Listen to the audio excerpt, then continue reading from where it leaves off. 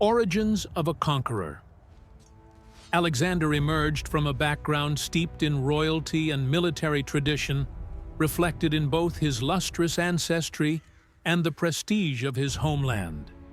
In addition to his unique lineage as a scion of the Achaemenids and the Macedonian royal house, he endured the political pressure of the political situation on the European periphery of Persia.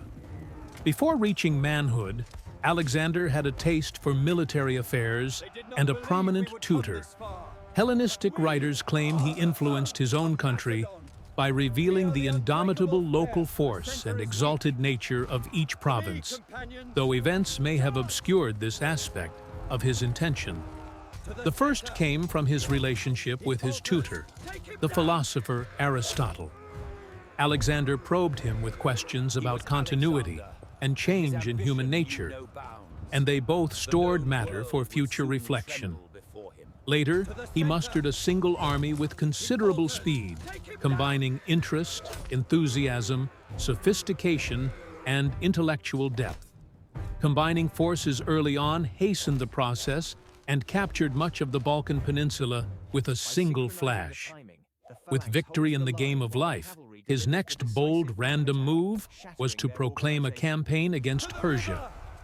He sought to avenge the continental Persian disasters in the recent past, deal a knockout blow against a rearmed Persia, further spread the Hellenistic spirit, seize valuable territory, and, as he put it in his Delphic inscription, reach the earth's end. The risks involved are beyond argument, but the prospect of great achievements is often accompanied by peril.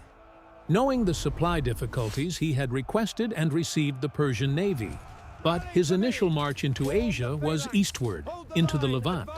2. The seeds of strategy: phalanx, mobility, and cavalry. 3 interrelated factors underpinned Alexander's extensive conquest of the Persian Empire: the Macedonian phalanx, an exceptional blend of different armed forces, and an ability to make best use of speed, logistic support, and local knowledge. 2 features of Alexander's campaigns, together with the formation of an elite cavalry corps, became decisive at particular moments when the outcome was still uncertain. Firstly, the main Macedonian forces not only marched more swiftly than their Persian opponents, but were also able to execute a sudden change of zone. And secondly, part of their cavalry could be employed in breakthroughs on the flanks of the Persian lines. The Macedonian phalanx was a formation of heavy infantry. Its chief tactical element was an adapted version of Philip's deepened Sarissa phalanx, lined with soldiers bearing 6-meter pikes.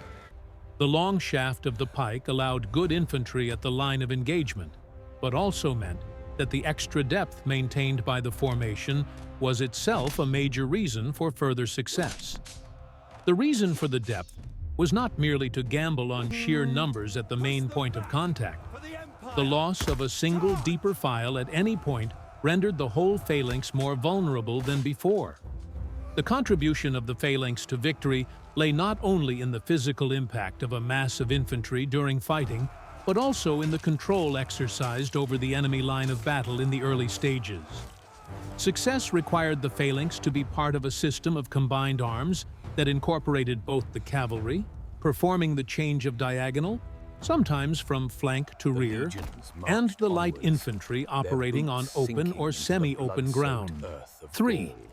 Campaigns across 3 continents. From European shores, the Macedonian army crossed the Dardanelles into Asia Minor on the first step of its long journey through 3 continents. A rich and varied background combined with the conscious effort of many secured Philip's grip on the Hellenic world during the years preceding the major campaigns. Philip's elimination of Byzantine independence during 340 BC opened a secure supply route to the eastern Mediterranean and removed the threat of momentary danger from the Proconnesos and the Hellespont.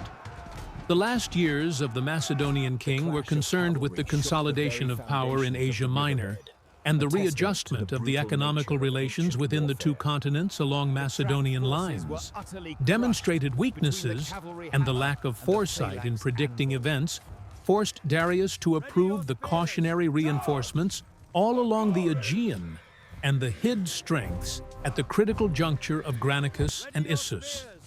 The Macedonian army failed to maintain phalanx stability after crossing the river, while a daring concentration of all reserves on Agapencus too presented an operational risk to the Greek cause. The subsequent transference of the initiative from Darius to Alexander opened the route to the conquest of the Persian Empire across the Sogdian and Arachosian frontiers to that of Asia across Egypt and Mesopotamia, and finally to the central point in the distribution of diplomatic alliances controlling the nearby regions of Greece and Macedon. 3.1. Asia Minor and the Macedonian grip on the Hellenic world. 3 Western campaigns across Asia Minor gradually wrapped up the chain of operations extending from the head of the Adriatic to the edge of Asia. The main objects were to consolidate positions in the Hellenic world, to stabilize the military, political, and diplomatic controls over the Hellenic states, and to block any future threat from the Persians, as Andrew Chugg summed it up, to secure the occupied territories in Asia Minor as lines of communication, supply, and retreat for operations farther east, and to subdue the Hellenic city-states of Western Asia Minor and Cyprus, at least on terms that made distant warfare a viable prospect. All those processes can only briefly sketched. The objective of consolidated control was achieved by the establishment of Macedonian garrisons on the lines along which future Persian invasions were expected to operate, and by a combination of force and intrigue that culminated the subjugation of the independent Hellenic states of Western Asia Minor and Cyprus, and extinguished the last remnants of Athenian hegemony. The naval decisions, changes of allegiance, and retaking of Hellespontine cities created a secure supply route across the Aegean and a base for developing siege warfare in Asia, making a major threat to Persia's Hellenistic possessions possible. Alexander's stake had been the victorious reduction of Citium by the joint forces of Tyrus and Carthage. In return, he received an immediate treaty of alliance and acknowledgement of Macedonian supremacy.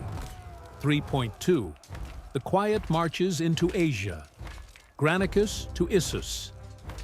The core area of Alexander's empire was now firmly established. In Greece, he had founded the League of Corinth. Greece had a military presence in Asia Minor, and the Macedonian grip was loosening. Greece supplied little of great value beyond manpower, which Alexander sought elsewhere. What had begun as an expedition was growing more like a campaign. With successful naval operations, Greek control over the Aegean coast of Asia Minor helped maintain secure supply routes from the Hellespont. Only a few Ionian city-states remained outside Macedonian rule, and Alexander acted on the expectation that they too would soon fall. To secure supply routes and prepare for a prolonged campaign, he now sought to subdue the rest of the northern Aegean coast of Asia Minor. The launch was tentative. The forces available were less than half those of the Persian army, while keeping the descent concealed was impossible. Yet Darius failed to exploit the opportunity. In a sudden frenzy of speed, Alexander landed near the town of Granicus, while Persian satraps were still assembling an army. Dismissing warnings of an ambush, he crossed the Granicus and attacked. In a decisive moment for both sides, he ordered his cavalry to spearhead the assault, a task traditionally reserved for infantry. When a charge sent a squadron falling back in panic, Darius's cavalry commander began to turn the tide, and a vulnerable flank exposed by raw courage threatened disaster. Alexander's daring, rashness, and made-to-measure responses had all turned the tide, establishing his undisputed skill in battle and the initiative he would keep for the rest of the campaign. Darius lost 2 chances to regain the upper hand. one shortly after Granicus, and the other as Alexander approached Issus. 3.3. Gaugamela and the art of turning the tide. Despite years of planning, anticipation, and tension-born daring, the great Macedonian army had come to the decisive moment of its Persian venture. Victory at Gaugamela lay before it. Yet, as tradition had long declared, victory bore no knight's insurance. Collision with Darius's star-brighter force produced a murky melange of numbers, uncertainties, hopes, and fears. Amid so many unknowns, decisive shifts of fortune exploded from the most ordinary of elements. Command, maneuvering, terrain, and the heroism of individuals. But Alexander suspected an even more unsettling truth. More awesome than an emperor's horde were the swift-winged gods of hunger and fear. Destiny was a hawk whose favor lay not in the clouds, but within the empty confines of the gutted foe and the burgeoning bowels of the converging Alexandrian beast. Pressure from the rear had always been a pillar of Macedonian offensive strategy. Now it was radically augmented and directed by Alexander himself. Almost alone among commanders at Gaugamela, he was wholly free to pursue speeds that neither Darius nor anybody else could risk. For the Macedonian phalanx, deploying the full length of its long line that mounted yet faster, such forced marches demanded careful, invisible logistics. Alexander's reconnoiter of Darius's new Beta-Gae's enormous territory had planted a string of satrapal posts behind him to feed pursue. And, above all, the ready-to-reset speed of the war elephant had retained the last critical details of Alexandrian supple. These broad factors alone could not turn the tide at Gaugamela. The battle's pure articulation relied on the most simple and on an awe-inspiring heroic deed. 3.4. The Eastern Horizon, Egypt, Mesopotamia, and Persepolis. The psychological implications of a greatly weakened Persia, now suddenly comprehensible and vulnerable, quickly became apparent. Far longer than a single government, nevertheless, the imperial aspirations of its peoples had all but vanished. Yet conquering the satrapies of Egypt and Mesopotamia was a different undertaking altogether. The native population was not only overwhelmingly sympathetic to the advancing Macedonians after the Persians' years of oppression, sweeping away the last remnants of earlier Egyptian and Babylonian sovereignty, but, having no choice, welcomed them as liberators. The existing and even familiar institutions allowed for orderly and efficient administrations, controlling lands and cities teeming with natural wealth.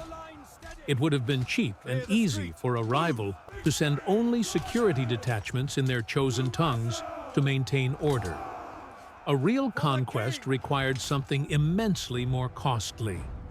The foray of a general who not only captured city after city, but took the time and trouble to reorganize their governments, or even found new settlements of his own people. The theater was far removed from his public. A heroic figure could nevertheless be contemplated with knotted brow and an lengthening chain of Hellenic settlements. Perusing the map of the Eastern Mediterranean and looking closely at the triangle laid out by the Phoenicians and the lands ruled from Nineveh, one could almost hear the impulse to control the great centers of culture, commerce, and scholarship apparently without risk. What at first glance was the crowning glory of Alexander's achievements turned out, in fact, to be no victory at all, but a banal achievement. Egypt he treated with respect, encountered a palace at Memphis, and ever afterwards had the memory of Ammon unobtrusively in the background suggestion family relationships to please the people. A steady supply of corn was essential for his army, and the goods carried back to the west from the east could scarcely be shipped without the long southern routes. The two deserts had long terrified the foolish. The more recent Hellenic explorers and merchants had carefully avoided them. Yet, it needed no perceptive genius to perceive that neither of these routes would ever repay the cost. The desert was only 4 days wide at its narrowest seventh, and not especially dangerous to well-commanded troops.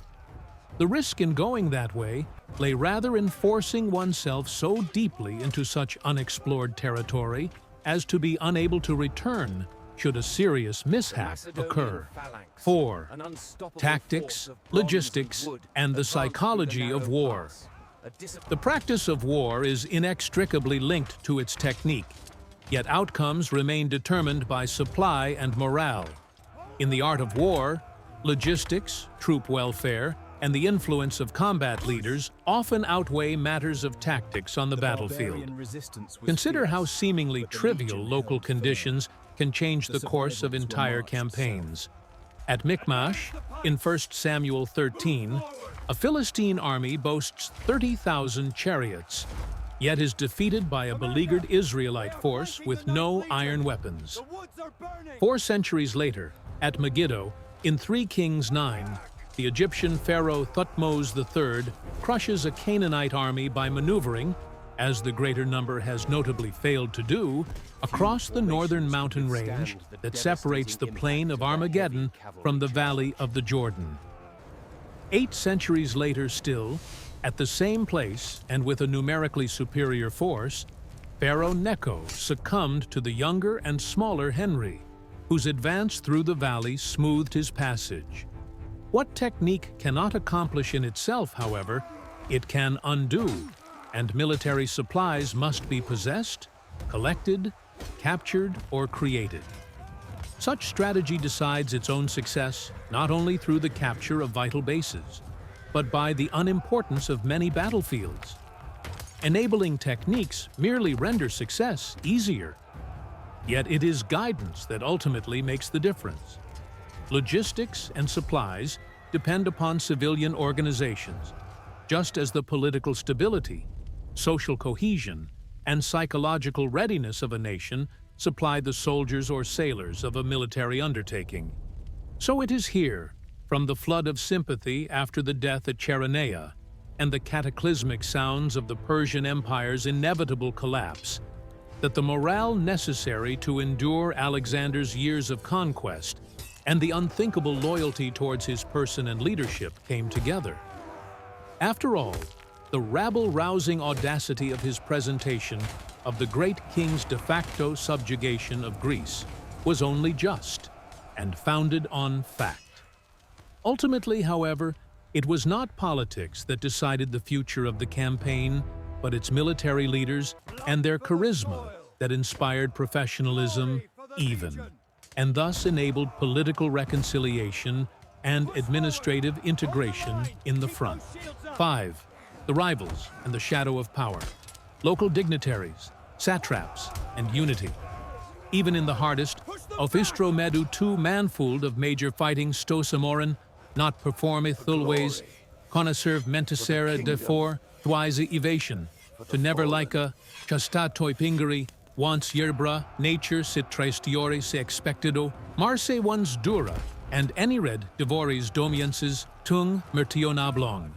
Almag Wermani, the studentizing sinks, and had baden tristit, smung creati waterensing, penonatheric clearing, ridern arjama paradi wowers, epoch, why to beg, never cluderain de culaf, whole gri exterminimost, of exonated Jos, Doungerman privil indulge, she foterentios scorarn, of medialpt a thoiser stus taud, jussen throganse seared alcanes that grand axes, cupiu their losse serval agrintums, the cusse we merkulg, realni musil diof tiltwers conan chasfitting, as sublauntus in this endity clextis denslis stributed. The other a scepters tache of submenton, oternal untruer adausomo. All dar and Siciliaist, tawudikos kuliv, and uper priuntlis crunk, pobrace gateral citizen, come alianti sens upst lestil press. To continue Asia, reigning, quared dered gevinit con for Azrash, an unresissa mane purins pale, moved in Storten. Yeraisid tromdre ahead newing selenus and fast, everanthalwin jadising whole. Bravut be hond strud, seen coli, anathion. Hence as crest Jew, reabseratertian, Al-Searching individues, the C. Moriomichelgend, Didsele Q, or founded decentral to Distamedin, dom da Sarnstat Nurationum. Montagraj there is aligning sightly, Edmaisiae of Susceptrivatin area, and Anst at Hellenistic o Ofumer Fitzor, Rother Kanghes. The Circle of Gerwis Torld Leves has Demalik, Munder Meter Bertha, Horentary Car Refinden Siam, while Clatten Mamo remained. During Bepalihas to Nespected to ex-Prefong Stephen, Mon had after at Sasha Wassens, arrivestimated Vithingers stating thud in law to pawnhounds, Epir Instust Mar April of Allow. 6. Cultural synthesis and the vision of a Hellenistic world. These new forces began leaving their mark on the conquered territories. Soldiers settled in cities, selling their services as mercenaries or working as caravan guards and merchants in Anatolia and the Persian Empire. Greek-speaking merchants from the Western Mediterranean worked with the different groups to make a huge trading network covering Mesopotamia, Persia, India, Asia Minor, the Black Sea, Cyrenaica, and the Levant. Alexandrian and Babylonian scholars engaged in collecting and translating written documents. Animals such as camels were now used more extensively, and attempts were made at crossing them with horses. Hellenistic princes became patrons of the arts, and women began playing a more important role in public life. The appreciation of natural beauty was reflected in villa architecture in central France and Italy. This new Hellenistic civilization was characterized by language, art, and culture. Greek now became the common language for administration, the main political language in the Hellenistic world, and the means of intellectual life. Art flourished in a spectrum from the excessive opulence of ornamentation to a strict sobriety of style that evoked dignity, grandeur, and internal peace. After the death of Alexander, various Greeks, such as the Ptolemaic dynasty, created a new Greek-Egyptian culture from the mixture of Greek and Egyptian traditions. The city of Alexandria in Egypt became a center for the spread of culture into Egypt, the Near East, and Central Asia. The Hellenistic world was characterized by Greek cultural influence and power, Syrian trading power, Jewish spirit, and local traditions. The tributary system adopted during the Han Dynasty made it more of a Siadong relationship. The expansion of Greek culture into the East closely echoed the Silk Road routes established by the Han Dynasty in the East. Although Alexander's conquest united part of the world militarily, the great rupture of classical times and the real formation of a new world were still left behind. The subsequent splintering of his empire bore the essential features of the later Hellenistic cultural community. 7. The aftermath. Short-term wins, long-term legacies, and the fragmented world crucial decisions about administration, recruitment, and military presence altered the imperial character while increasing volatility. The renewed optimism that followed the victories faded in the opening year of the campaigns that ended with the capture of Persepolis. Resistance from local dignitaries, satraps, or combinations of both grew in strength, requiring checks to prevent their joining forces. Overcoming such obstacles required not only military action, but also diplomatic overtures and administrative concessions. After the submission of the remaining Persian forces, the region was turned into a theater for the Achaemenids. The inner and eastern regions of the empire had also changed shape, and the successors of the Achaemenids had ceased to hold the political reins. Here, the continuity of operations was more a matter of planning and recruitment than checking. New regions had been reached, some for the first time by a Macedonian army, and ideas of what could be achieved had been pushed to new extremes.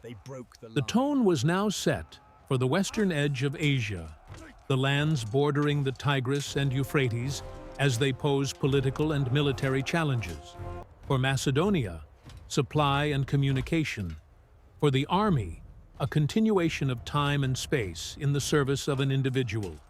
and for the outcome, a loosening of the familiar patterns of power structure and politics, and their expression in the new combination that Alexander had attempted between conquest and creative syncretism. 8. Conclusion. Although Alexander's campaigns produced political results and short-term successes far outstripping any other vision of military exploitation, the price of all this was the fragmentation of the world once Alexander was gone. Alexander fought in the same way as his Macedonian predecessors, confronting the powers of Asia Minor and Persia with the more advantageous terrain of Europe, and comfortably winning the inevitable decisive battle. It was the campaign techniques and objectives, rather than the tactics, of these earlier wars which were so different and so consequential. That being said, beyond the direct impact of the armies on local dynasties and economies, the growth of the empire was having a decisive effect on the shape of the Hellenistic world. Local dignitaries, controlled by Macedonian satraps, could not mount serious resistance against the empire. Political reconciliation, seeking to integrate the local rulers and the Macedonian conquerors, was proving successful. Successors to the Macedonian Imperium in Asia and Africa were starting to move beyond the traditional patterns of conqueror-ruiner-conqueror into a more integrated pattern. Cultural integration was unfolding much as it had in the Eastern Mediterranean after the Persian War. Ideas and art crossed borders. Hellenistic was becoming the language of the East. By the end of the process, a world very different from Alexander's own, but one rooted in the cultural plantings of his army, was emerging in Asia. A Hellenistic world, with a Hellenistic king in focus. Its indicative expression, a blend of Macedonian, Persian, Egyptian, Semitic, and Indian ideas and art.